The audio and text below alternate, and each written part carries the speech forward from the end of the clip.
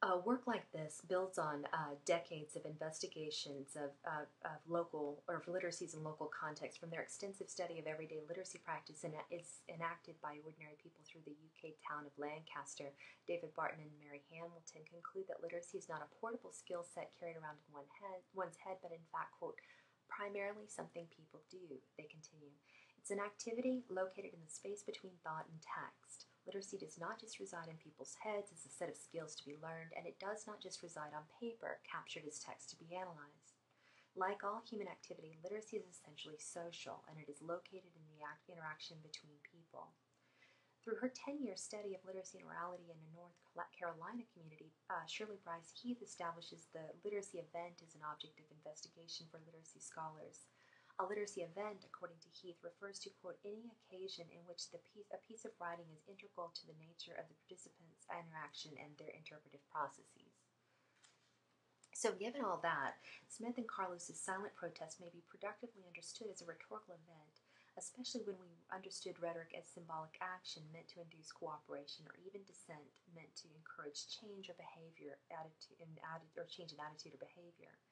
That's interesting, but it is really kind of hard to extrapolate from this any direct implications for ordinary citizens working in everyday contexts. So, like Duffy, I'm interested in knowing how literacy development might intersect with rhetorical concerns, which are themselves circumscribed by material context in the everyday world. These are lessons with direct implications for the everyday writer, and for me, it was the Norris Community Club that provided the most generative object of study, the Norris Community Club being directly related to this.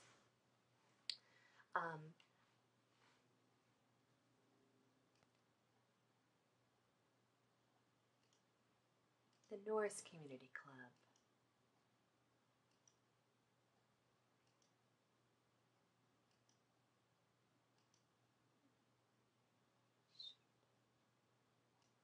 All right, trying this again.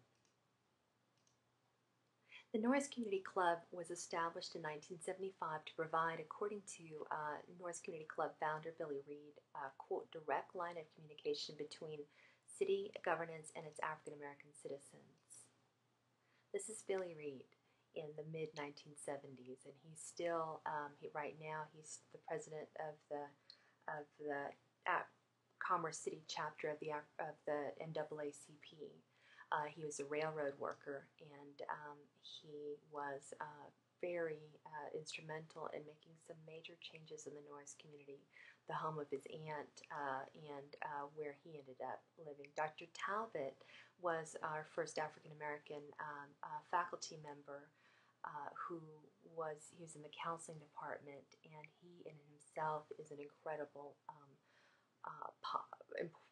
would be a really wonderful project for any of you to take on. An amazing man that did some amazing things, that a lot of which we can get access to the archives for. These are banquets that were held, and this is a newsletter written by a gentleman who I have now been in contact with, who was then a graduate student in journalism in the mid-1970s, and went on to become a reporter for a paper in Oregon, and he's retired now, but he and I have been in contact. His is a name that came up quite a bit during all of our oral histories that taken in terms of finding out about the Norris community. But let's talk about the Norris community. It was established to develop that direct line of communication between the City of Commerce and the University and the Norris community. Following the establishment of the Norris Community Club, living conditions in the Norris community and among its membership improved significantly, and communications continued to be channeled through the Norris Community Club through the 1980s and the 1990s, especially in the 90s when the lawsuits associated with the Superfund site were taking place.